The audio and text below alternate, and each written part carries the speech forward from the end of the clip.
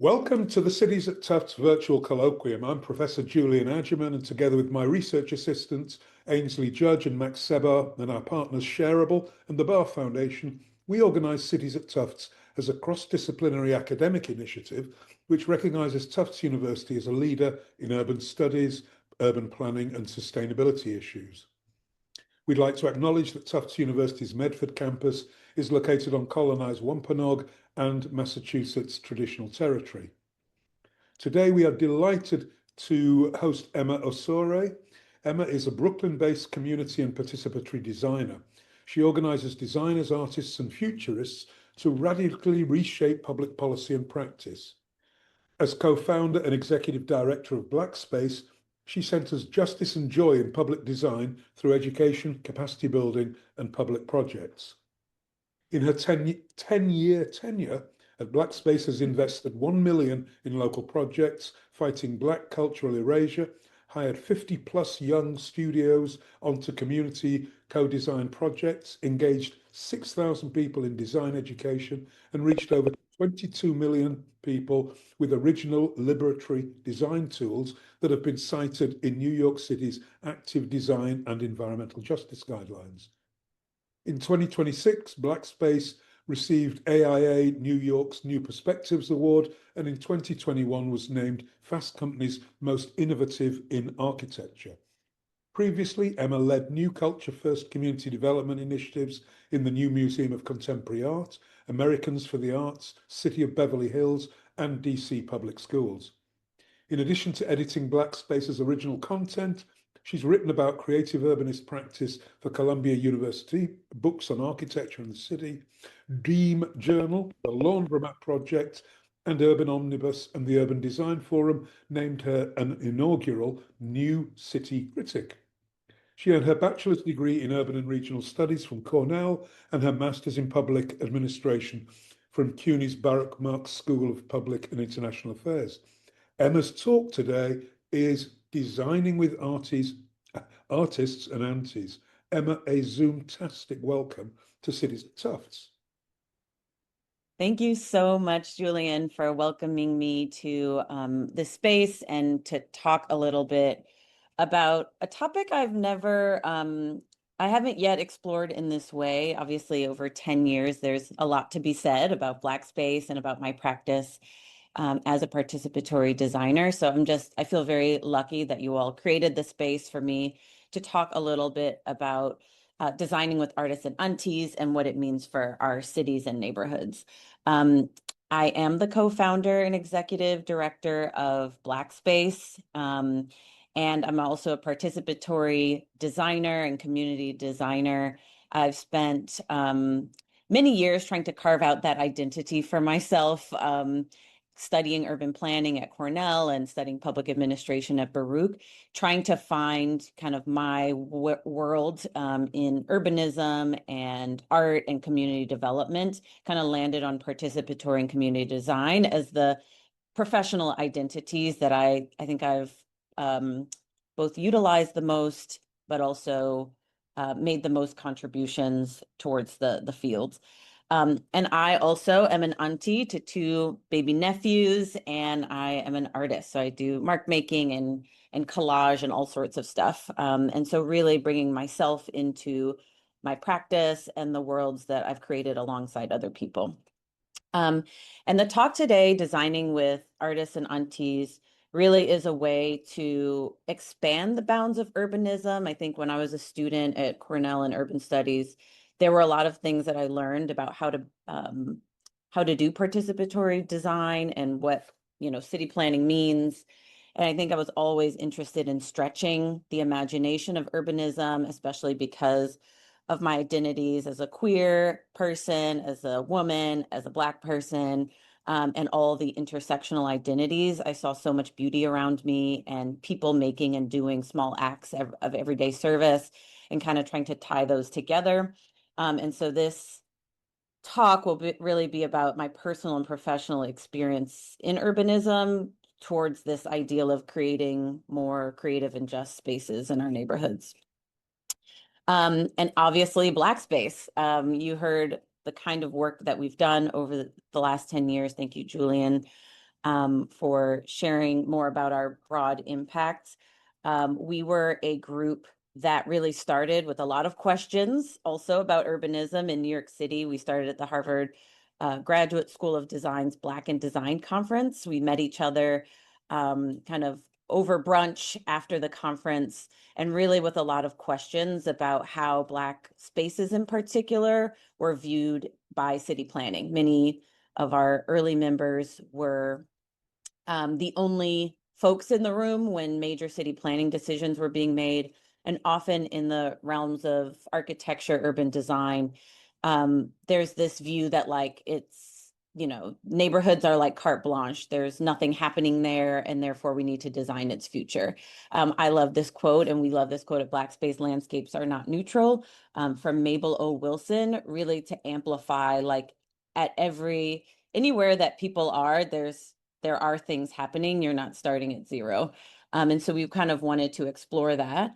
We were also having a lived experience of being the only person in a city planning office or going in architecture school for 8 years, never having had a Black professor. And the stats kind of backed up what we were feeling. So in New York City, while most of New York City is, 23% of New York City is Black, only 13% of urban planners are Black. And so how did we kind of make impact on neighborhoods while also uplifting the professionals in the field is kind of how BlackSpace got started. So I'll talk a little bit about BlackSpace and my experience in it and how it formed over 10 years, while also sharing some of the projects and outputs and kind of process that we went through. So as I mentioned, this is like a very grainy picture because we started many years ago just in each other's living rooms, and really with an intent to share food and commiserate and complain about stuff, but then also picture a future for ourselves. As urban planners, designers, architects, we are all makers and predictors of the future in a lot of ways. And we took that responsibility and turned it kind of inwards on our group. What did we want to see outside of kind of the ills of urban planning? And so we created a vision together, really about demanding a present and future where Black people, spaces, and culture mattered and thrived. And I would say in those early days, I was part of kind of the organizing of, you know, around Robin, these little infrastructures, these tiny little community organizing infrastructures to keep us together, organized over a year, to keep the questions flowing, to keep the space open for care and community, that eventually ended up becoming what is the nonprofit BlackSpace 5 years after we started in 2015. So we really started with that first brunch. We started to establish some cousin networks all over the country. They heard our story and wanted to also gather and interrogate urban planning and uplift Black placemaking. We eventually, you know, did projects, some of which I'll talk about today in Roxbury, Brownsville, Red Hook, and East Orange. We published content that would continue to be tools for co-design alongside people, and have been in so many publications that we've reached, you know, approximately 22 million people with tools and concepts for how to co-design alongside communities, and particularly with a Black cultural uplifting Black cultural contributions. We've taught a number of workshops and did design charrettes, and our newest program is called Studio Kin, which is an accelerator where we continue to invest in urbanist practices, like how we started. And so the first project, I'll kind of take you all through a couple of the projects we did and share kind of the stories behind them. So one of the first projects we did was in a neighborhood called Brownsville, which is in central and eastern part of Brooklyn. We were there kind of trying to learn before we did the manifesto or anything of like, what do Black people care about? What are the spaces where they hang out? What are the spaces of culture? What are their memories? Tell them about what this neighborhood is beyond the gaze of like institutions. who are often saying Brownsville is, highest crime rate and lack of resources. We really, as urban planners, had another way of approaching it, kind of from that landscapes are not neutral perspective, where we said, well, what are the things people like? What is here? And in that kind of conversations with people, learning and listening, which is a big part of our process, we found like over 62 different ways that people were giving tours of different parts of the neighborhoods, were having dance groups and car clubs and knitting clubs and running clubs and heritage houses, churches, design centers, places of worship. I mean, really rich cultural environment. And so that was the first kind of set of listening that we did, and kind of turning those listenings into, okay, so how do we make something together with the people who we understood more as like cultural producers, who was who was leading the car clubs, who was leading the writing group, and how do we gather those folks together to imagine the future of culture in the neighborhood, was really where we found a lot of synergy. And one of the things, the reason why we started even doing these projects was because we were kind of, having brunch, sitting in each other's living rooms, drinking mimosas. And then we were like, also, we're urban planners. I guess we should do something. I guess we should get outside and like make our mission real. And so that led us to just honestly listening to people, and learning and being curious together. About Um, what it was when I was growing up here in Brownsville, oh, right over in Atlantic Towers. Okay? these are some of the people So we the met. name of the poem is called These We are Put the writers. Brown into Brownsville. We put the brown into Brownsville. There was nothing but us brown kids in that one brownstone Catholic school rapping brown songs in front of white nuns. We put the brown into Brownsville. It was a good Saturday when the crab man would make the haul from Baltimore and park on Atlantic and Rockaway with bushels of peppered crabs. We grabbed some paper bags from the Royal Farm supermarket to make tablecloths to place all over the picnic tables. That Saturday, everybody ate. We put the brown into Brownsville. I remember when the older kids snatched up the wooden crates from the can factory on Picken Avenue and built a clubhouse in a parking lot.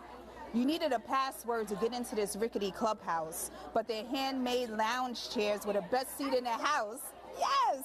And the sun disappeared behind the overpass. We put the brown into Brownsville. On our 16th floor apartment terrace, we could often eat meals over cool summer breezes with the sounds of Brownsville playing behind us. And on this terrace, I had my first experience sleeping outdoors when the first blackout of New York City hit. I had never seen Brooklyn so dark, with only the stars to light the sky. But huddled up between my family, I felt we were exactly where we wanted to be. We were brown in Brownsville. So as we gathered cultural producers, one of the first things we wanted to do together was produce an event. And so we got together with the car clubs who put together candy bags for young people. We had readers from the writers group offer to read stories to young people. We had them stamp passports as they went around to hear stories about their neighborhood, because some of the values that we learned about were about intergenerational learning and understanding in order to build the future. And also, as a designer and as a participatory designer, a lot of our neighborhoods are overplanned. And so you want to take action together as a first way to just do something that shows that everyone can contribute and we all have a role, and that we can make a positive change into the future we want to see. And so that was kind of a quick way to also build bonds between cultural producers across the neighborhood.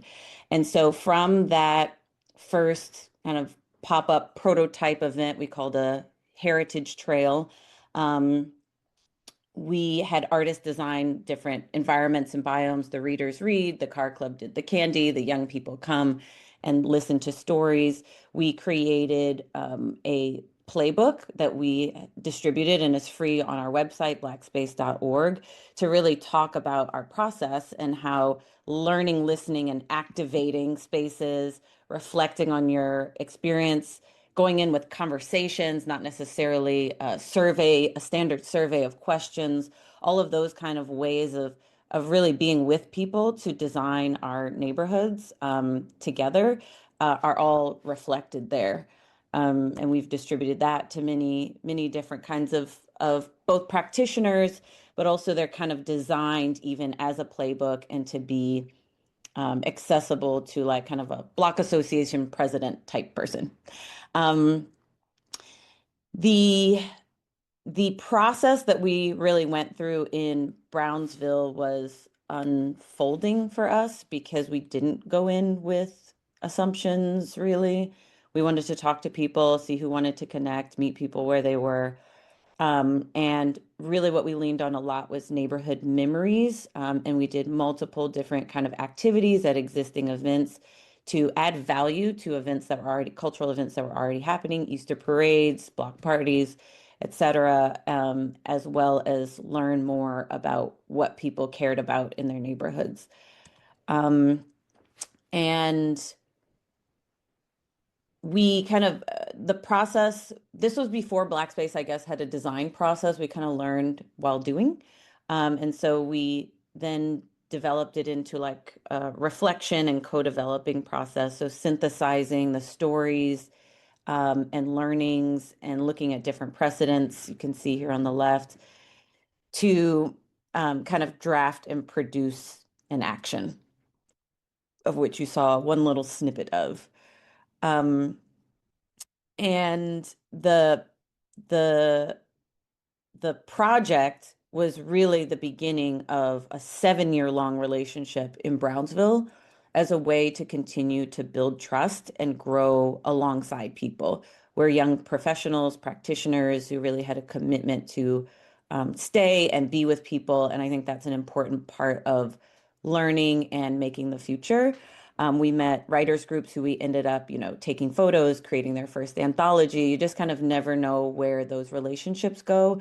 And people with creative skills like us of writing, editing, taking pictures, urban planning, design, architecture do have real tangible ways to add at the hyper local level. One of the, I won't go through the whole thing, but a lot of what BlackSpace has been built upon is also a collaborative design process to create a set of principles that we wanted to operate within that kind of led us towards a Black liberated future. And these are broadly accessible. They're really human values about how to work and design alongside people. And a lot of it came because sometimes we would be in Brownsville and like, are we just doing a cute art activity or are we actually contributing to the real needs and desires of people that we're working with? And so we created these kind of guidelines for ourselves that are both poetic, very much so. They're very well designed and they're also very practical. And so, for example, move at the speed of trust is a key design principle in this 14 design principle manifesto. You can also find this for free on our website. Deep listening. These are rooted in our lived experience working through Brownsville, but also learning that sometimes you need to stop and pause and reflect and then start over again. And those are real parts of projects that we've done that I'll talk about in a few. But I encourage you to check out our principles and see how they can be incorporated in your own practices or as you're shaping how you want to practice in the future towards liberation and building upon the contributions of people in place. It's a really, really wonderful tool. And during this time, as I think I mentioned, our work in Brownsville was in Brooklyn, but people in Oklahoma, Chicago, Indianapolis, globally have really taken up the mantle of the ethos of BlackSpace and incorporated them into their own practices. And we had official affiliate groups who would organize learning communities locally, highlight and uplift places of Black historic significance. And so we really have grown into a national network. And then moving to like projects where these principles have come alive, or kind of the designing alongside people in real time. This is our first project where we had the manifesto and we used it to guide a community visioning process. So this is G Code House in Boston. It's a kind of STEM and career and co-living space for women and gender nonconforming young people. And so by kind of enacting that process that I showed you, learning, listening, activating, reflecting, co-developing, co-creating, and linking, we worked with them to really start with memories and stories, material culture, artifacts that helped us learn about who each individual was. And then as designers, we could say, okay, we see some themes across, what we're hearing authentically from everyone. And that really is the core of co-design. And because also because we're designers, we can translate stories, memories, and values into physical space interventions that still involve working to co-build with people. And so in this particular project and the community visioning, we had these values of prioritizing self-care, creating solidarity and communal care, meaningful connections as a focal point, spaces to feel vulnerable and unfiltered. And from those, some of the design recommendations that we made were for a dining room that kind of had multiple modes of eating. So a possibility to eat on the floor together, eat at a table together. We also had a proposal for a bathroom that would be designed for a Black girls wash day, where you need a lot of counter space. There's a multi-step process. And so how do you design a bathroom that would reflect the real lived needs of people as they share what they want and desire? And another project that we did was the Walcott Street Farm, which was in Red Hook, Brooklyn. They were redesigning the first community garden on public housing property in New York City. And they invited us in to kind of co-design a vision with them that they would co-build as volunteers and as young people. It's an intergenerational garden. And they had seen the Black population kind of decline in the garden and wanted to make sure that the values of welcome and accessibility were there. So we did co-design process. I'm going to show a part of this video so you can hear more about how we work, and then I'll show some pictures of what happened after that. The original people of these lands were Lenape, and Black people have been in Red Hook since the 1890s.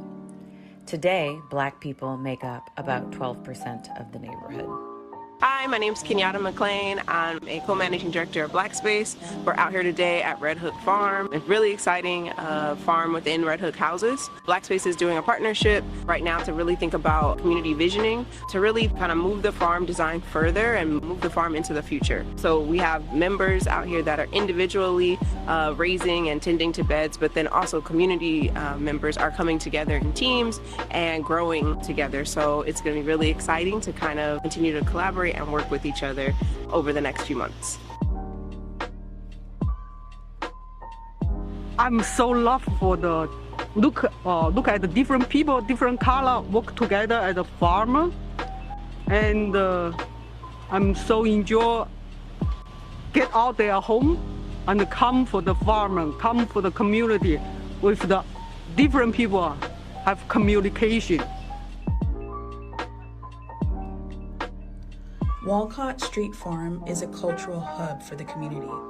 It's a space where Black, Latinx, and other cultures of all generations can come together and collectively grow something beautiful.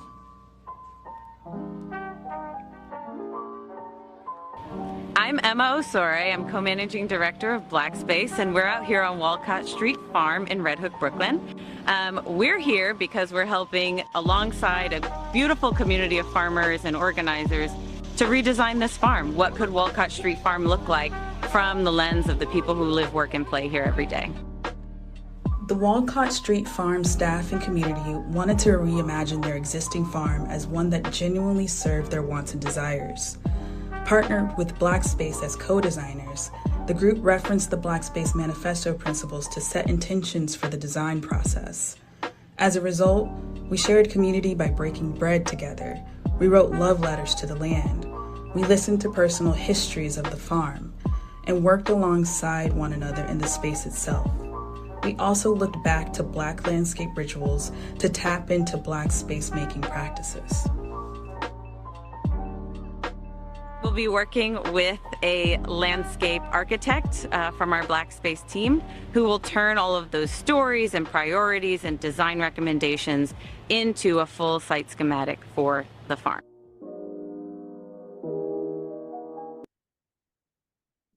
We'll stop there so we can keep going. Let's see, can I do this nice?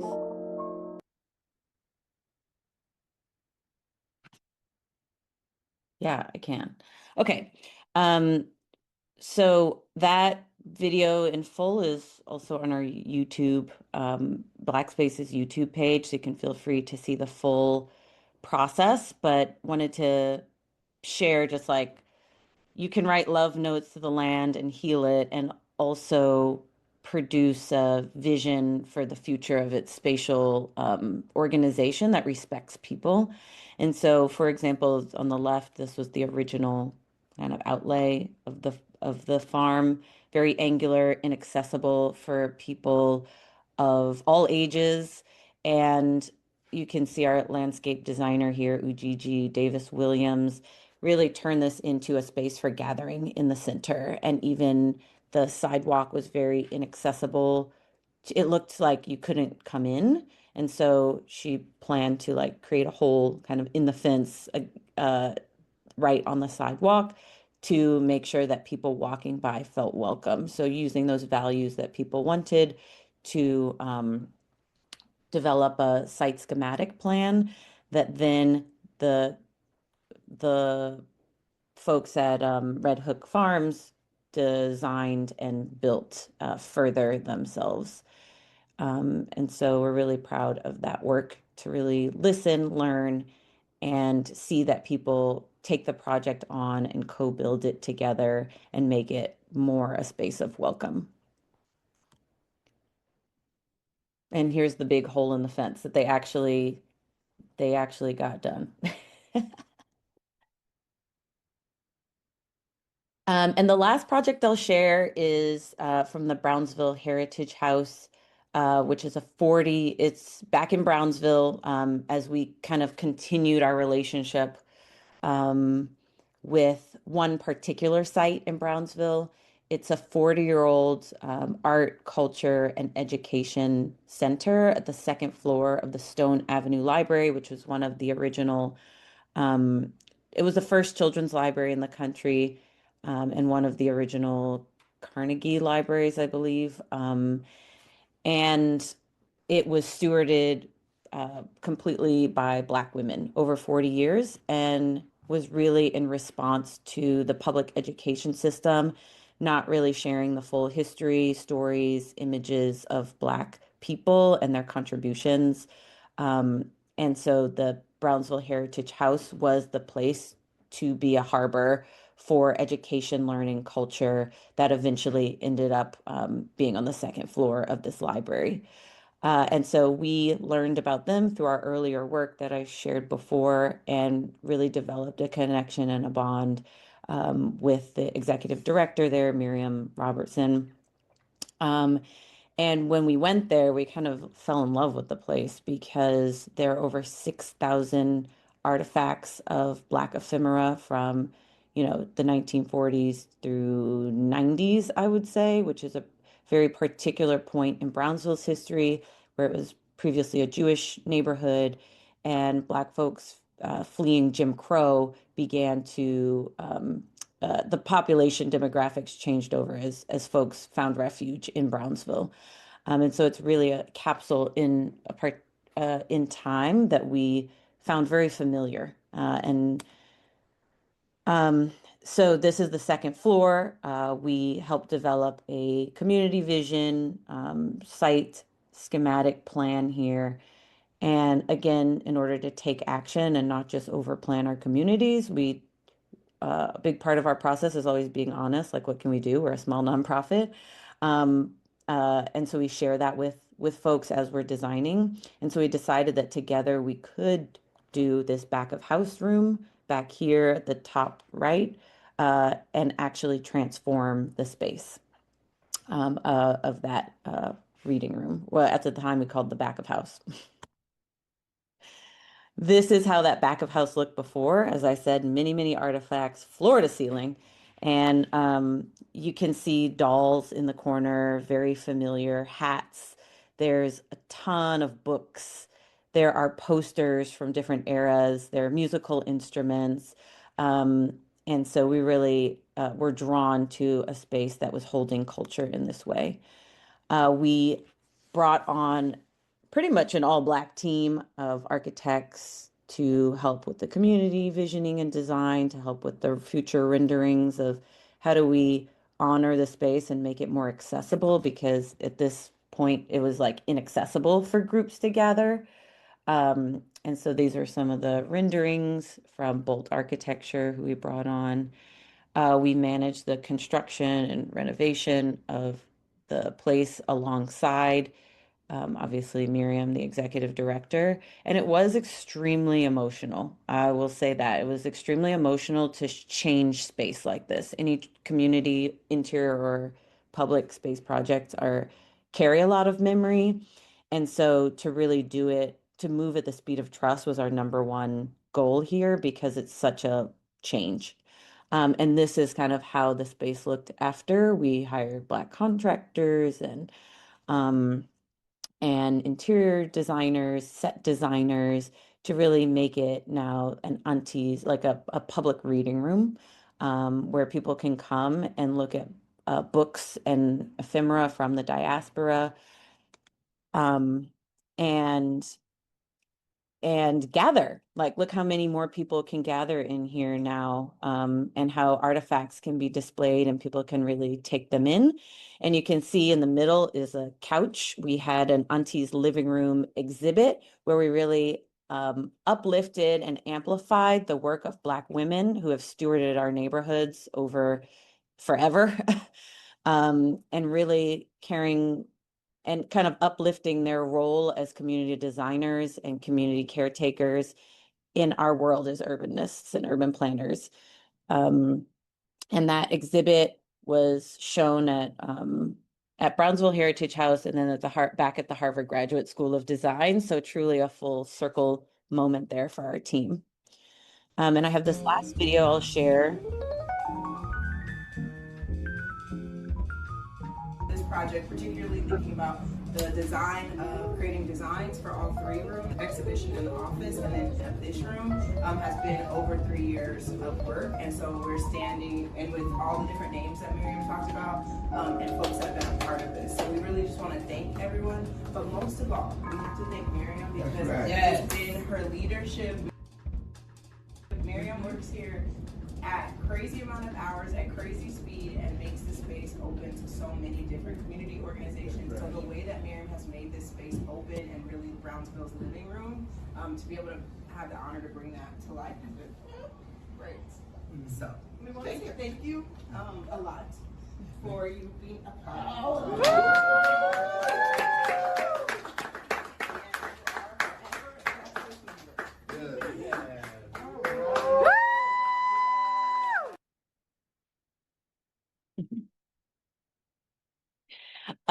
And I am smiling because it's still a very special moment. And I think that was maybe 2 years ago that we completed that project. And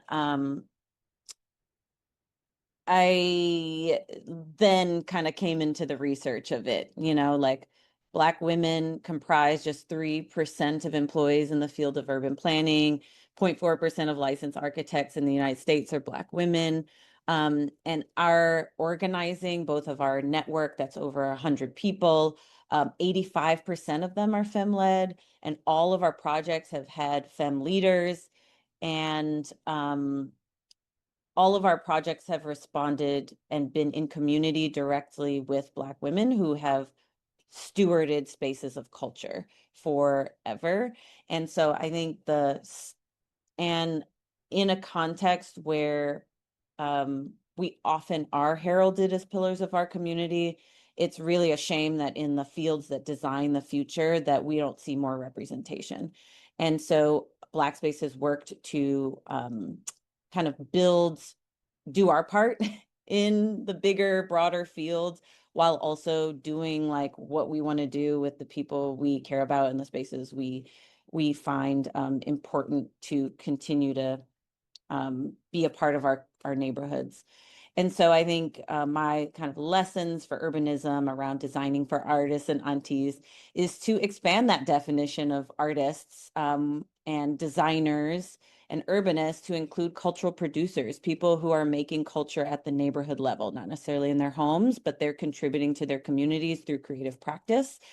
It's also to look to those folks, look to us as key constituencies in that kind of futuring, making, designing neighborhoods, because they're already doing it. You know, artists are always going to make stuff, and you know, making neighborhoods better is making, it is designing, it is considering the future, it is community care. And then I would also say, just like building on the existing contributions and assets of who I lovingly call community aunties. People have always looked out for us and take care of the neighborhood. Building upon the work of local cultural producers, unks, sisters, brothers, people who are lovingly caring for public and cultural spaces. How can we build on what they want and not just do the thing because it looks pretty in the after picture, you know, for the architecture magazine?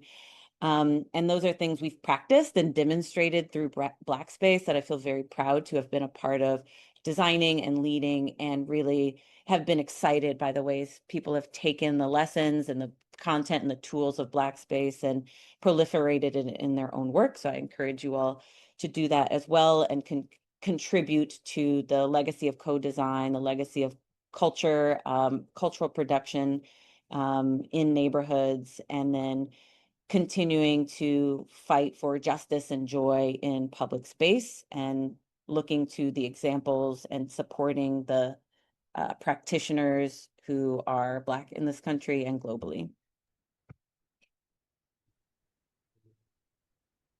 And BlackSpace is at blackspace.org. And you can also connect with me on Instagram. I'm OH_sorry at Instagram. And it's been like so wonderful to be here. So yeah, open to questions or whatever's next. Thanks so much, Emma. That was fantastic and lavishly illustrated. I think we all went into these projects. But you know, my first question, I got a load of questions, and I'm sure others are going to come in the chat. Yes, they are. But my first is, what sustains you, Emma, and drives you on? Because this is emotional work, and as we know, emotional work is taxing. How do you sustain yourself? I would, if you'll indulge me in the like back end nonprofit infrastructure, I think it's really about infrastructure, which is kind of urbanist anyway, right? Like it is creating systems and structures where everyone can participate, I think is the beauty of a collective or of a co-design project, is knowing you can't do everything by yourself. Excuse me, and creating the infrastructure, whether it's the budgets, the, you know, round robins. And so a lot of the fundraising, a lot of my work has been kind of in that back office to create the infrastructure for creative and new ideas to proliferate. And so like I work full time at BlackSpace, right? That supports my salary so that I can continue to build and grow the organization, as well as our community projects. So yes, I'm a big fan of talking about budgets and infrastructure if anyone's curious, but that's how you make it work, as you get serious about how to build creative infrastructure to um, make sure people are taken care of. Great, thank you. So, sort of substantive question. Two things really occur to me. I mean, you've been around for about 10 years.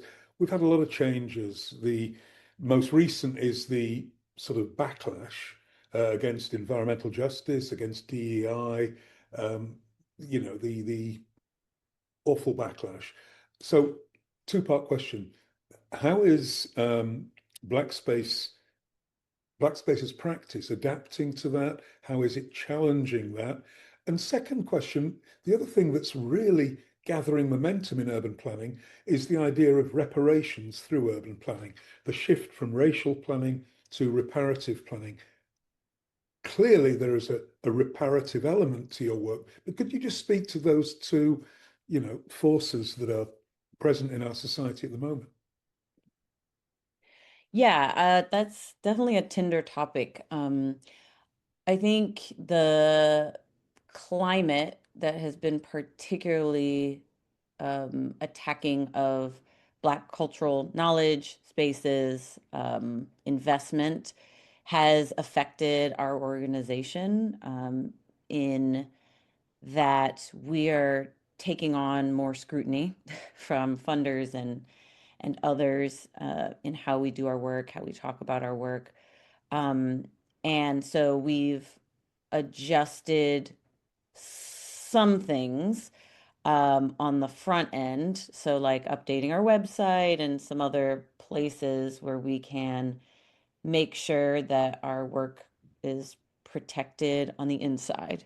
And so, for example, over the last 10 years, I think it's like over 80% of our procurement. So everyone we've paid, from staff to contractors to accountants to, where we print our posters, has been Black-led companies, organizations, practices, studios. Um, so that's kind of how we work on the inside, whereas we wouldn't necessarily say that on the outside. I'm saying it now, but that's how we kind of get the work done of justice and joy and kind of community uh, investment, um, while maintaining our voice and our vision and not backing down kind of from what we were meant to do. And so it has been a challenge for sure. And I think it just challenges us to um, organize ourselves in a way of like, we've been through this before, and kind of tap into ancestors, organizers of the past, where this is not the first time this kind of work has been attacked. It's always under attack, and that we are committed to keeping it going. There were many times where we could have closed BlackSpace and we haven't, because we know that this work is valuable and needed and necessary. And I think with reparations, personally, I've viewed my work at BlackSpace as sort of a reparations framework, where I joined to do infrastructure and fundraising as a way to direct as much investment as possible to projects like the ones I shared today, where those don't usually tick on the radars of institutions or urban planning practices, but are incredibly important to be in community with, and have been incredibly important to neighborhood continuity, memory, culture keeping. And so I think my work to sustain an organization for 10 years has been from a reparations approach within the realities of a capitalist, system that is mostly wanting to extract and destroy Black contributions. And in general, I would love to see more of a reparations approach in projects like these, and particularly to support Black film contributions. Um, and for example, I recently wrote a grant that I just called it like guaranteed income for aunties. I was like, hey, cultural stewards have always been here. Just direct cash transfer, it's still a grant, it's still a nonprofit industrial complex, but it's a way to transmute the where like the funds directly to people and projects who have really been volunteering. Miss Miriam is a volunteer executive director. It's like, how do we make sure that we're caring for the people who have cared for our culture?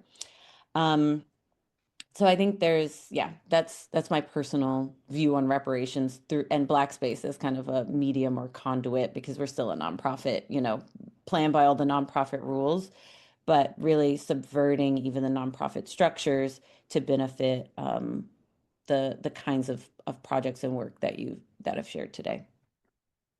That's great, thanks. And just seeing the projects that you're involved in and that you have been involved in, what are you cooking for the future? Can you talk to us about any ideas? I mean, I'm a little shocked to hear that you nearly closed the organization several times. It's understandable, but what are you thinking about the future? Yeah, one of the I didn't share it here today, but our newest program is called Studio Kin. Really, we're looking at 10 years old, we're looking to an initiative called Kin Folks Imagining Neighborhoods, Kin, really about supporting the kinds of practitioners who do this work very similarly. We're all over, it's not just BlackSpace is doing it. And our incredible network is very much works in urban planning, design, architecture in the same ethos. So Studio Kin is an accelerator that is investing in practices that kind of have a similar approach to conserving Black heritage and culture at the neighborhood level. So this past year, we piloted this accelerator program where we were able to move like $55,000 worth of capital to their businesses in Oklahoma, Indianapolis, and New York City. We had a curriculum that helped them shore up their business infrastructure, and they're working on projects like refurbishing public art census projects, GIS mapping tools, AI for land use, historic preservation of the oldest Black theater in Oklahoma, Black heritage wayfinding trails, really making sure that, in the 10 years, BlackSpace could do 7 projects, of which I showed a few today, by resourcing practices that can do more of these in more places than we can be so intentionally. We really see that we can do like 30 projects in the next 3 years by supporting what's already existing. And in our last round, so at the end of this program, we had a pitch night of 8 businesses. There were 3 that won a first, second, and People's Choice. All 3 of those were Black femme-led businesses that had physical public space, whether it was a Black cultural food bookstore, the historic Black theater, and they're also doing a Black Towns tour. And the other person was doing kind of a exhibit design that really focused on storytelling at the hyper-local level. And so we're really proud of that work to be able to kind of make more projects real in more places across the country, as well as continue to build out new ideas in urbanism from the examples that they're now setting. And so, for example, with the historic Black theater, that's one project in this Open Design Collective is the organization, and they're now doing modeling like economic development around Black cultural events. So the Oklahoma one, I think the NCAA championship. I'm not a sports girly, so I don't know exactly if that's right, but they had a championship game there. The Olympics are coming there. It's the 100th anniversary of Route 66. So trying to leverage ethical tourism, solidarity tourism as a way to draw attention to the historic Black towns there. There are like 22 of them. And kind of coordinate efforts. They have the oldest Black rodeo in the country. We went there, so to kind of really amplify Black cultural assets are some of the possibilities when those studios are supported and those ideas are really good for urbanism. They're really good for Black people in other places, you know, even though they're very hyper local and specific ideas about how to do that ethically, how to really listen, who has the resources to share the tools about how they did it with others. So we're just really excited about how these new ideas will, which are really old ideas, but you know, new ideas for us, um, to just continue driving Black places forward, Black people culture. That is really exciting for the future. Yeah, thanks. You know, just thought about this in addition to, you know, the backtracking on EJ, in addition to the rise of sort of the reparative paradigm, there's also the rise of the understanding of the need for Black joy. And you mentioned this several times.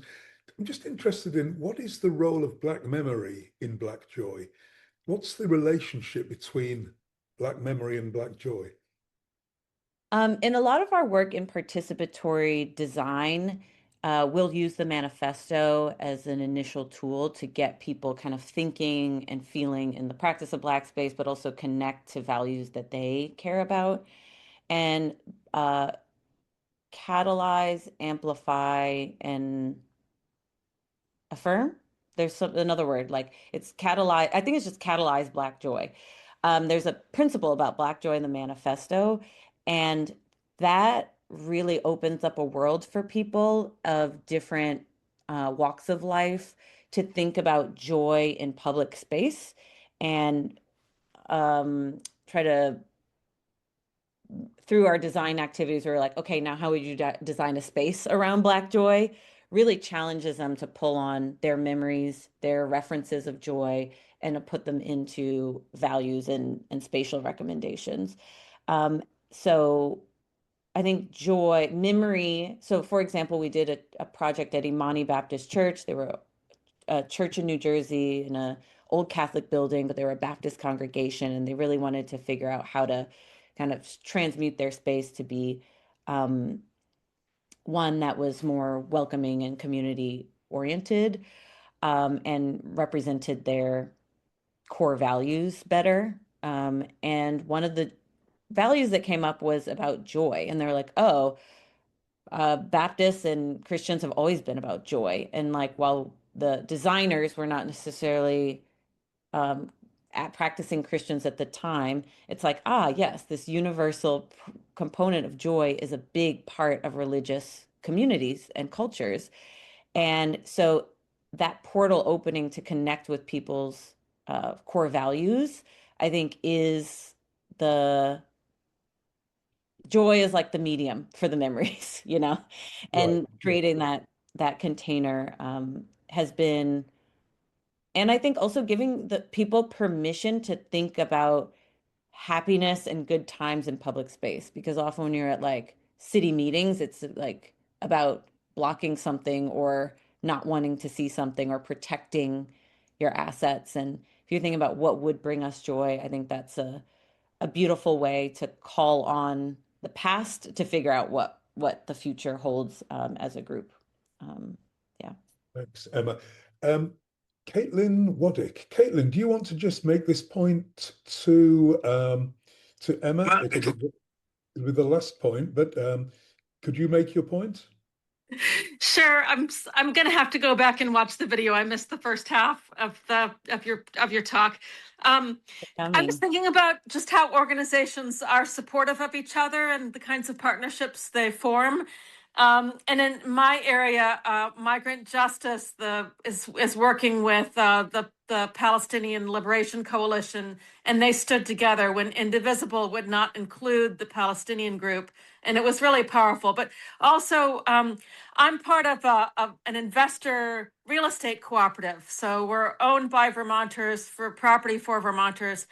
And in another town in Vermont, the Black Lives Matter building is being sold, and they're housing, I want to say they've got 13 units, but we're not at capacity to buy the building. And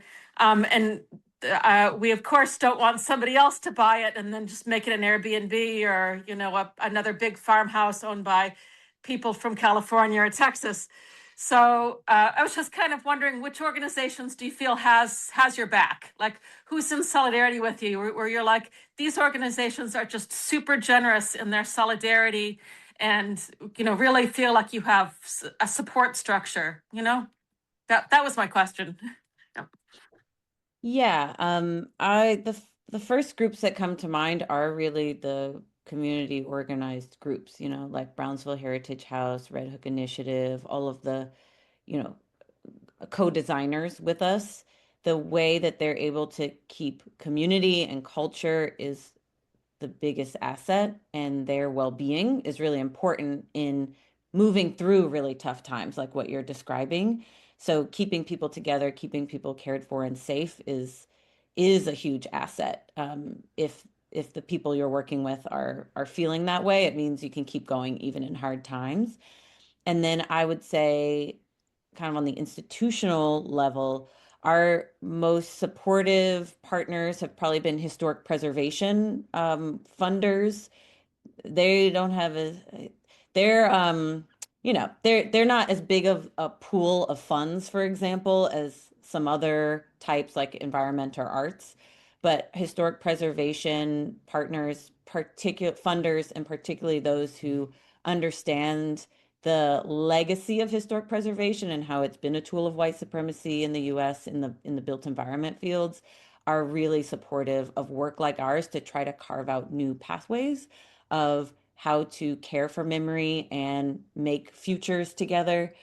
And then in terms of generous partners, I would definitely say it helps that we're in New York City, where there is a big concentration of philanthropic dollars. And then also arts funders, because so much of our work is through the lens of culture and making change and doing things differently. Arts funders are usually pretty open to the kind of work that we're doing. They also see the inroads, and they're more comfortable with abstract endpoints. That's what I would say.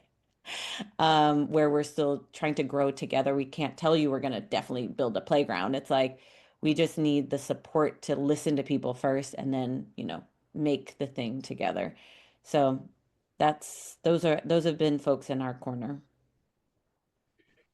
We're all out of time, unfortunately, but Emma, that was a fantastic presentation. I'm sure your website is going to be hit by a lot of people. People are going to be looking at the protocols, the principles. Can we give a warm Cities at Tufts thank you to Emma Osore from BlackSpace? Thank you all. Thank you all. So our next colloquium. I was just going to say, feel free to sign up for our email listserv too. It's towards the bottom of our website to stay abreast to the next programs that we'll have and open calls and things. That's great. Thanks, Emma.